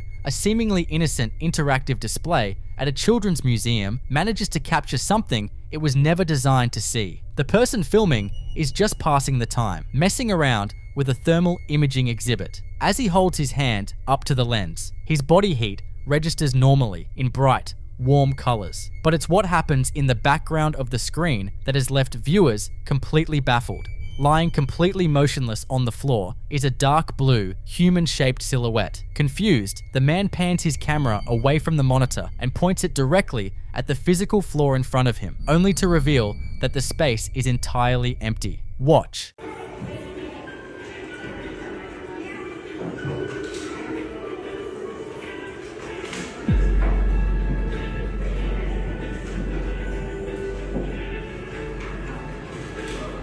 In paranormal investigations, thermal cameras are heavily utilized because entities are believed to drain ambient heat from their environment in order to manifest. This sudden energy drain creates drastic, localized cold spots. Because the figure on this screen is registering as a deep, solid blue, it means whatever is lying there is significantly colder than the ambient temperature of the room. But what makes this footage truly compelling is the input from people who work with this exact technology every single day. One viewer, who uses thermal imaging professionally, pointed out a crucial detail. While a living person will leave behind a lingering warm imprint on a surface after they get up, a shadow or a trick of the light will never leave behind a lingering cold spot. If a person had just been lying on the floor as a prank moments before the video started, the screen would show a residual yellow or red outline, not a freezing blue void. Whatever this camera is picking up, it defies the normal rules of residual body heat, and it certainly isn't a shadow.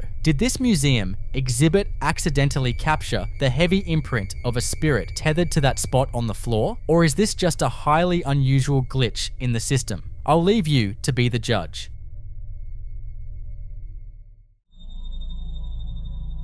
In the next clip, we take a look at a deeply unsettling piece of home security footage that proves you never really know what is wandering around your property when you aren't there. The homeowner shared this video with a very specific disclaimer. The camera is set up inside the house, looking out through the front window, and the family is currently away on vacation. Every single light inside the house is supposed to be completely off, but as the footage rolls, something inexplicable happens. Pay attention to the glowing mass that appears on the right side of the screen and notice the bizarre blue flash reflecting against the glass. Since the camera is positioned indoors, that light is reflecting from behind the lens, meaning something illuminated inside the dark, empty house. Take a look.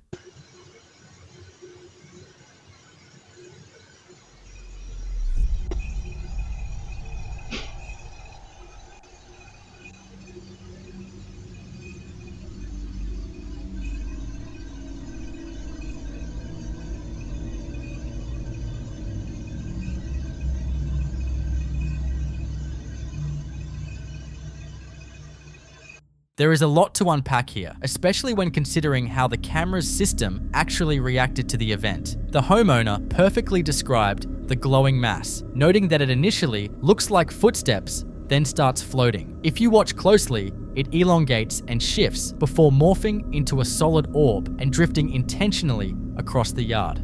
While skeptics are usually quick to dismiss floating anomalies like this as simple dust particles or tiny bugs catching the infrared light, there is one massive detail that makes this much harder to explain away. The homeowner confirmed that this glowing mass actually triggered the camera's motion detector. Security systems are typically calibrated to ignore small, close-up particles like dust, requiring something with actual physical mass or a significant heat signature to trip the sensor. The shape-shifting nature of this anomaly, combined with the triggered motion alert and that unexplained blue flash inside the home, makes this a highly compelling piece of footage. Was this just a heavy speck of dust drifting on an indoor draft that somehow managed to trick the system? Or did this camera catch a genuine spirit roaming the property while the owners were away? I'll let you come up with your own conclusions. In this clip, we witness what happens when a subtle haunting rapidly escalates into a full-blown, violent infestation. Most people set up indoor security cameras to give themselves peace of mind while they are away. But for this homeowner, those cameras ended up capturing the exact opposite. The timeline of this activity is what makes it so deeply unsettling. It shows an entity testing its boundaries and gaining strength. The activity begins in the living room while the house is completely empty. The ceiling fan suddenly turns itself on, spinning for a few moments before stopping. To rule out a random electrical glitch or a draft, the light attached to the fan actually switches on and off exactly as the blades come to a halt. This is a deliberate manipulation of the electrical current. Then, in the background, a closet door slowly creaks open and clicks shut entirely on its own. Watch. What is going on in my house when I'm not home?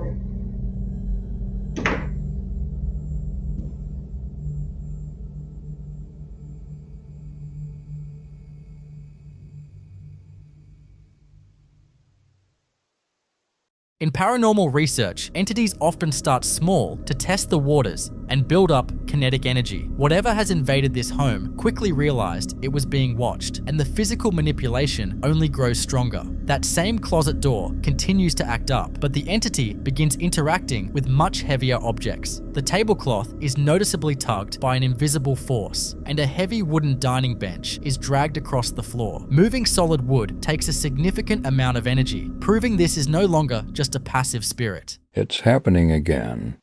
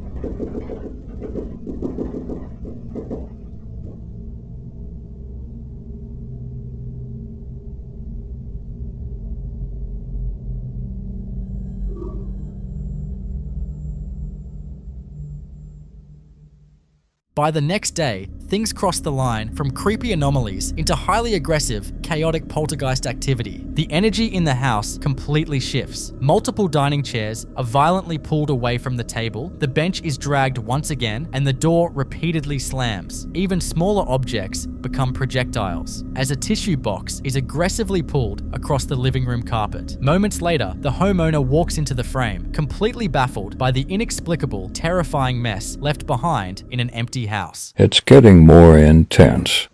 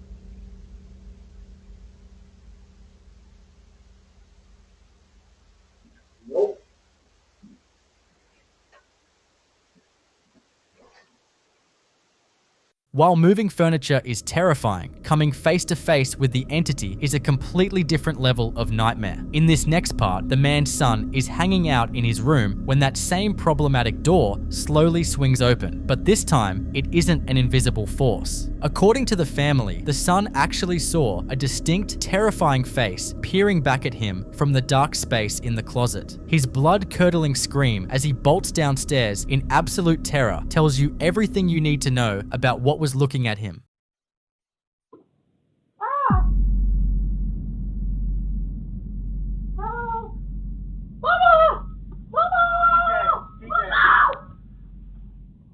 At this point, the house is an absolute powder keg. On a separate day, the son is just trying to distract himself and regain some sense of normalcy by playing video games. But the entity decides to make it completely clear that they are no longer welcome there. As objects start shifting and moving around him once again, he finally reaches his breaking point, drops what he's doing, and gets the hell out of there.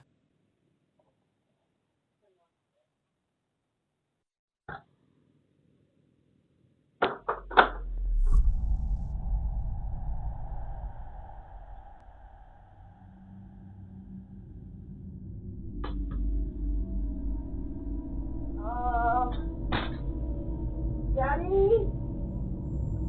Daddy, it's happening again. Daddy? Daddy? I don't like this. Daddy, I don't like this.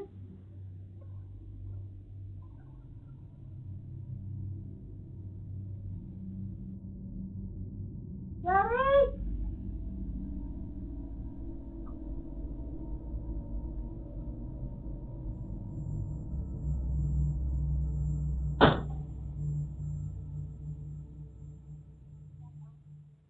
When you look at this specific pattern of escalation, it raises a terrifying question. What exactly is living in this house? Activity that starts with electrical interference and subtle movements before rapidly evolving into throwing heavy furniture usually points to a poltergeist. Poltergeists are notoriously noisy and destructive, often feeding off the raw emotional energy and stress of the people living in the home, especially teenagers, like the son in the video. However, manifesting a physical face to intentionally terrify a child is a deeply predatory behavior that points to something much darker. Many investigators would look at this timeline and classify it as a demonic infestation. These dark entities systematically break down a family's psychological state. They start by making you question your sanity with moving objects, exhaust you with fear, and then reveal themselves to feed off the resulting terror. When a haunting goes from turning on a ceiling fan to physically dragging heavy furniture and showing its face to children, you are dealing with a highly dangerous presence. Would you try to bring in a professional to cleanse a house this active? Or are you packing your bags the second a chair moves on its own? In the following clip you're about to watch, we see a terrifying example of a child interacting with something that an adult is completely blind to. A mother is just casually filming her little boy, Jensen, while he lines up his toy cars on the living room floor. It's a completely innocent, quiet moment, right up until a sudden noise echoes from the other side of the room. What makes this video so chilling isn't the sound itself, but Jensen's immediate, visceral reaction to it. According to his mum, he is not typically a cuddly or clingy kid, but the absolute second this happens, his survival instincts completely take over. Watch what happens when his mum starts asking him very specific questions about exactly what he is looking at.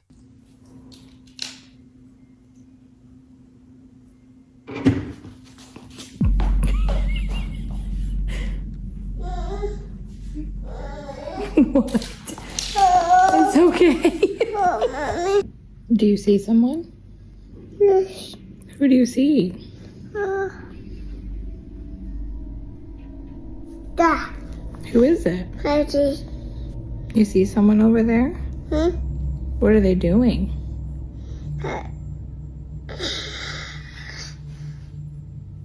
That's what they're doing? Yes. Are they scary? Are they nice? Like, do you want to go play with them? They're not there no more? Yes. They are? What are they doing? Is there still someone over there by your toys? Daddy. Is it a man? Or is it a lady? Daddy. A lady? It's a woman? Do you know her name? Dad. What's her name? That's true. Oh, she's in the kitchen now? Oh, It's high. she's up high? Yes.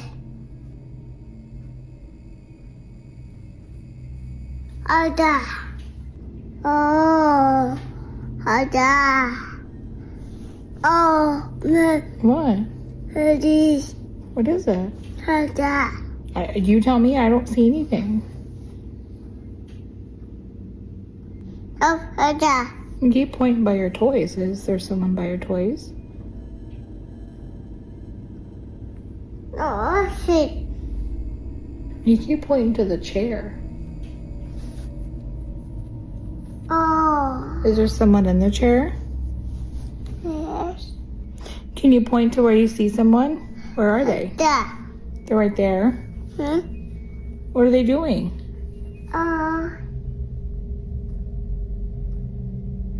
Dad. I see. Dad. The chair? Daddy. Dad. Over by your toys? Yes. Well, are they gone now? Did they go bye-bye? Dad. Right there? Yes, I see. They're by the chair? Yes. Can you wave to them if you see them? Dad. Dad got it. Mommy. Yeah? Dad. I see. You see them? I see. Is it a boy or girl? Good. A girl? Dad. Go. You see the girl? Oh. Dad. Can you ask her name? Go. A girl. You see a girl? Does she make you happy or scared? Scared? I see her dad. Yeah, you keep pointing to the chair. Go. A girl? Is she old? Like, is she maybe mommy's grandma? Dad. I go. A girl? I go. Dad. A girl sitting over there. I go. I see that. You see that? You see a girl?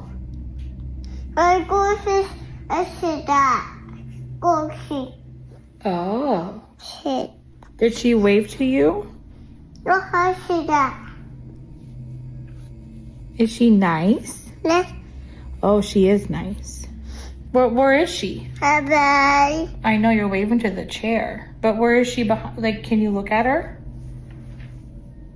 Is she there? I don't see her, do you?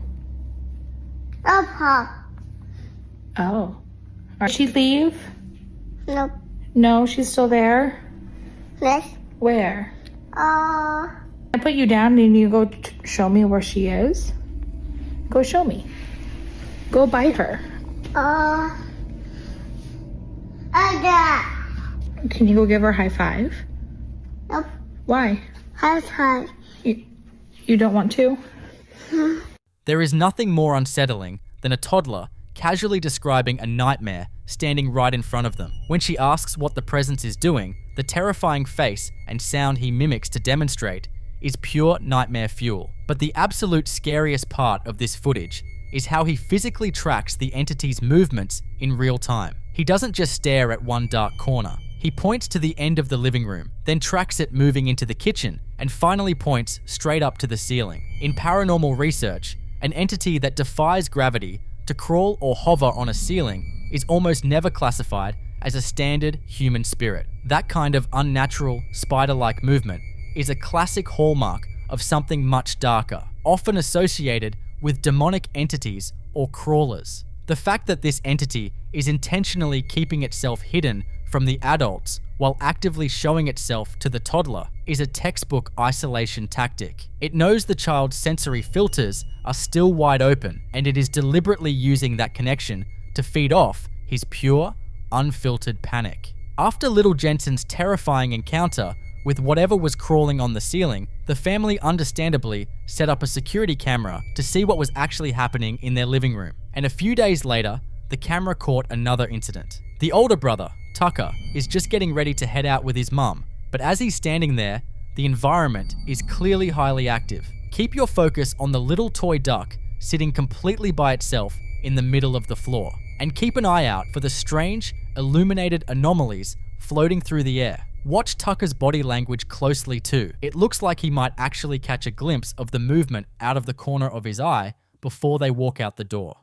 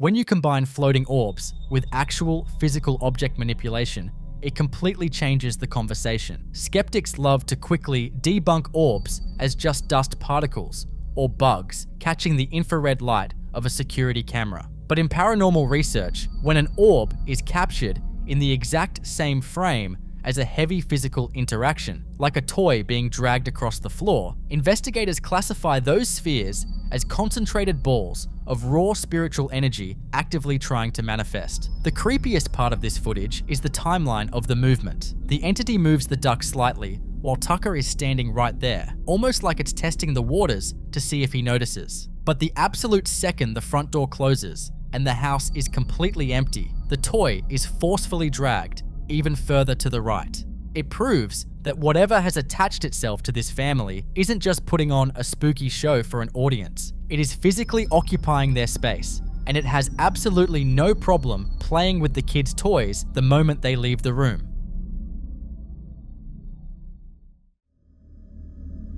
In this next clip, we look at the absolute worst case scenario for anyone who lives by themselves. The guy filming this is just returning home after stepping out for the night. As he walks up to his house, he casually glances up at his second-story window, but instead of the dark, empty room he was expecting, he sees something that stops him completely in his tracks. Someone, or something, is already inside, looking right back down at him. Keep in mind, his caption explicitly states that he lives completely alone. No mamen.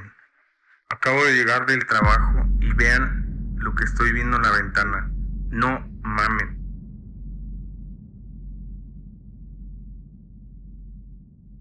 Seeing a pale, almost translucent face staring out from a pitch-black room is pure nightmare fuel. In the paranormal community, entities that present themselves exactly like this are often referred to as watchers. Unlike poltergeists that aggressively throw things around to cause chaos and fear, watchers are incredibly still, quiet, and deeply territorial. They usually claim a specific room or floor of a house and simply observe the living. However, the fact that it is intentionally hovering right at the glass while he is standing outside shows a terrifying level of awareness. It isn't just mindlessly haunting a corner of the room, it is actively looking out the window, watching him return. It is a bold, territorial display, basically daring him to come inside, unlock his front door, and try to go to sleep. You see, just because you pay the rent doesn't mean you actually live alone. So, what do you think that is? I'll leave you to be the judge.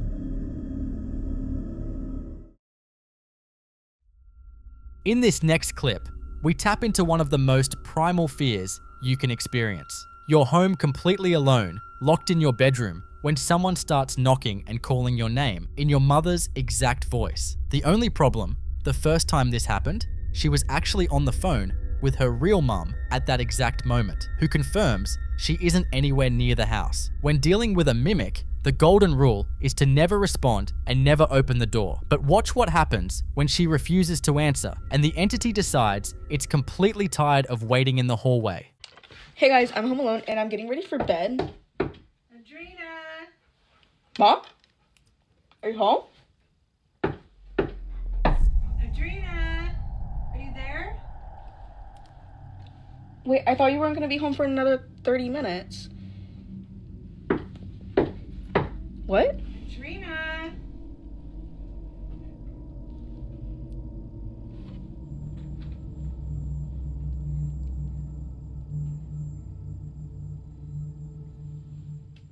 Her scream, as that door slowly swings open to reveal an empty hallway, is absolutely bone-chilling. But that final moment actually sparked a massive debate in the comments. Are mimics physically capable of opening doors on their own? In traditional paranormal lore, the answer is almost always no. Mimics are considered psychological predators. They copy the voices of your loved ones, specifically to bait you into opening the door, because they lack the kinetic energy or the spiritual permission to cross a closed boundary on their own. They rely entirely on trickery to get an invitation. So, what does it mean if the door opens by itself? From a paranormal theory standpoint, it suggests two incredibly terrifying possibilities. Either this entity has been feeding off her raw panic long enough to gather the physical power of a poltergeist, or it was never just a mimic to begin with. What do you think it was?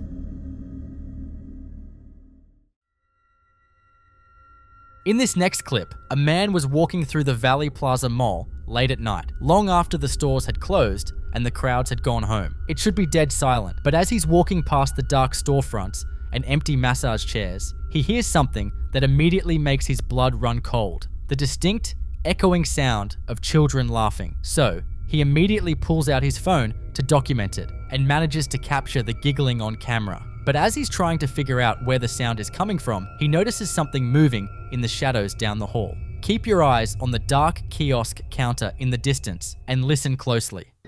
On everything I love, I just heard a group of kids over here laughing. On everything, bro.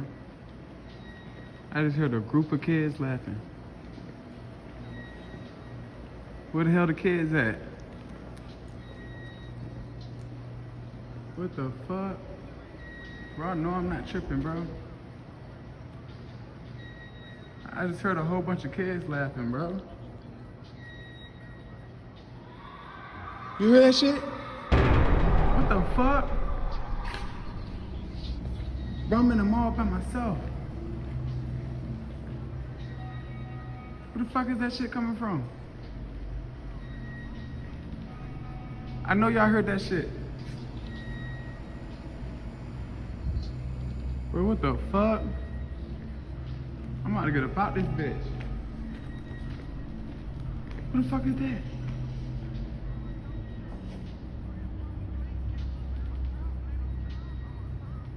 What the fuck is that? Staring right at me. Right there.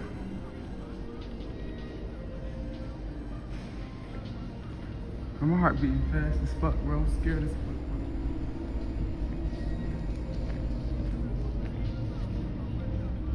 There's a person right there in a red shirt right in front of me.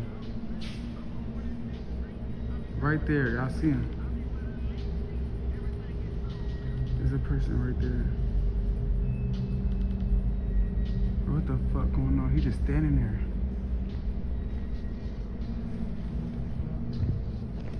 Bro, look, he just standing there, bro.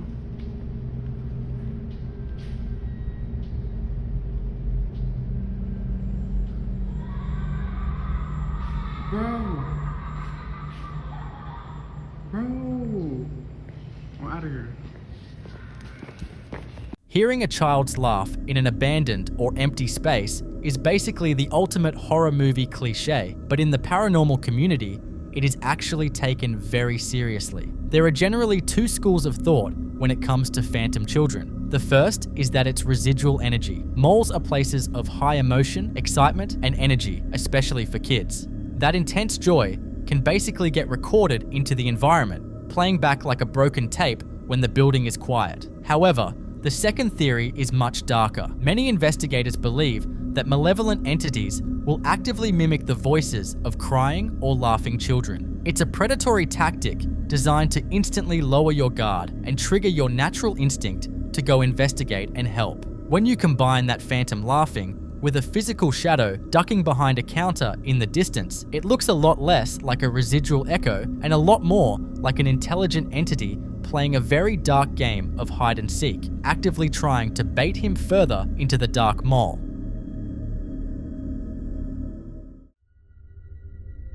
This next video was recorded by a father and daughter duo who were touring the historic streets of Galveston, Texas. Galveston is widely considered one of the most haunted cities in the United States, largely due to its tragic history with the Great Storm of 1900. For these two, ghost hunting is a shared passion, but they actually managed to capture their most compelling evidence without even realizing it. While they were filming the exterior of one of the city's famous Victorian-style houses, they missed the figure standing in the second-story window. It wasn't until they got home and rewatched the footage that they saw the pale shape looking back at them before it seemingly retreats into the darkness of the room. Alright, so we took this video a while back. It's probably about 4 years ago, when I took my daughter to Galveston. We're doing those ghost tours.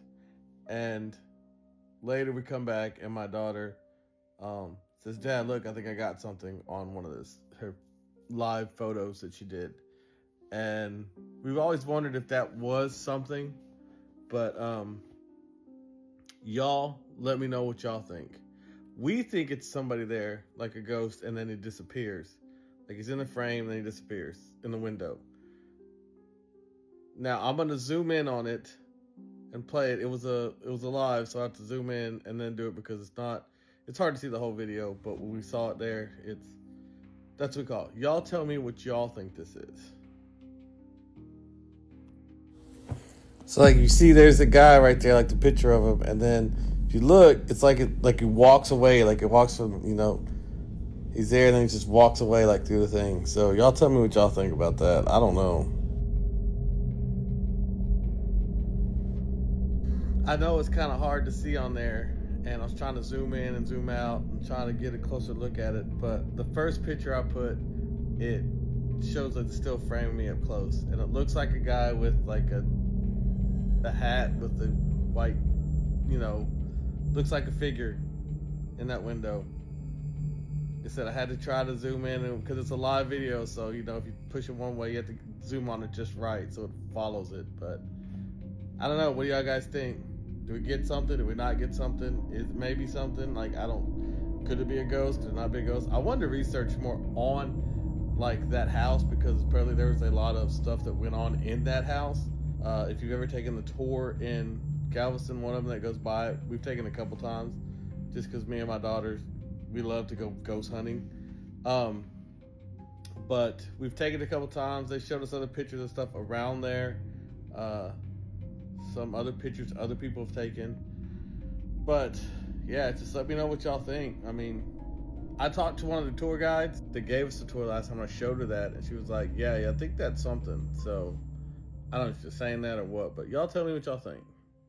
Galveston's haunted reputation comes from a massive amount of residual energy left behind by its turbulent past. These old houses are like sponges for spiritual activity, and sightings of figures in white are incredibly common in this area. Often, these are believed to be the spirits of former residents who are still tethered to their family homes, repeating their daily routines in a loop. However, the way this figure moves is what has paranormal investigators talking. A residual haunting usually doesn't react to the living. It just plays like a movie on a loop. But this figure appears to notice the camera and immediately moves away, which suggests an intelligent entity. It knew it was being watched and chose to disappear back into the shadows of the house. What do you think that was? Was that a spirit of old Galveston watching from the shadows? Or is it just a trick of the light? I'll leave you to be the judge. In the following clip you're about to watch, we see a terrifying encounter that turns a completely mundane, everyday space into a nightmare. The guy filming is just making his way through a quiet, empty utility room. It seems like a completely normal, boring walk until the dead silence is suddenly broken by something you never want to hear when you think you're alone. And whatever makes that sound follows it up immediately with a massive, aggressive display of physical force right in front of him. Watch how fast his survival instincts kick in when he realizes what is standing in the aisle with him. I know.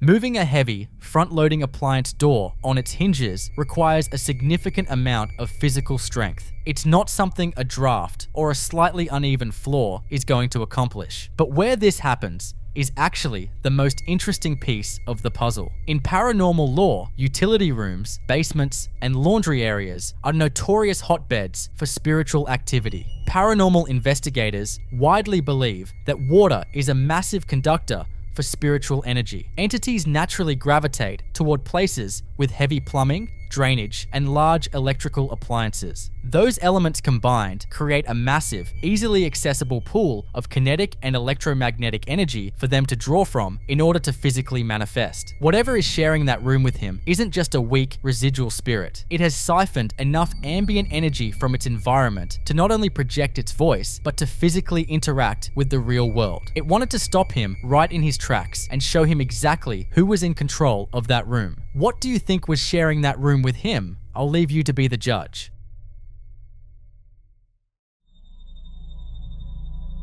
In the next clip, we see exactly why exploring sealed-off, abandoned buildings at night is always a terrible idea. The guy filming is standing outside a completely deserted house, and you can immediately tell he already knows he shouldn't be there. He unlocks the door to go inside, but before he even crosses the threshold, he starts loudly praying. Whether he heard something moving around inside from the porch, or the energy of the place was just that overwhelmingly heavy, his instincts were screaming at him that the house wasn't actually empty, and he barely takes a few steps inside before he gets violent, physical confirmation. Keep your eyes locked on the dark doorway straight ahead of him.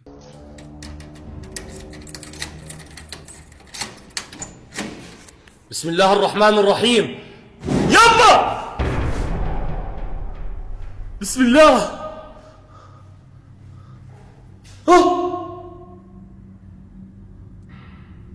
يا بسم الله الرحمن الرحيم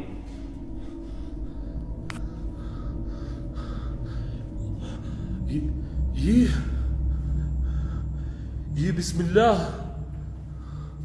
بسم الله بسم الله بسم الله The sheer amount of physical force required to throw that bed to the floor like that is staggering, and you can clearly see what did it too. But the absolute scariest part of this video isn't the initial scare, it's the aftermath. When he finally gathers the courage to walk into that room to see what just threw the bed, it is completely, impossibly empty. There are no footsteps running away, no one hiding in the corner, just a wrecked room. In a lot of Middle Eastern and Islamic paranormal lore, abandoned spaces like this are heavily associated with the jinn. Unlike traditional ghosts, which are the spirits of deceased humans, jinn are considered an entirely different species of entities that live alongside us, often claiming empty, ruined houses as their own territory. When a human walks into their domain, they don't just give you a spooky, subtle haunting. They aggressively defend their ground to scare you out. Moving that fast, displaying that much physical power, and vanishing without a trace is a classic hallmark of a jinn telling you to get out of its house immediately.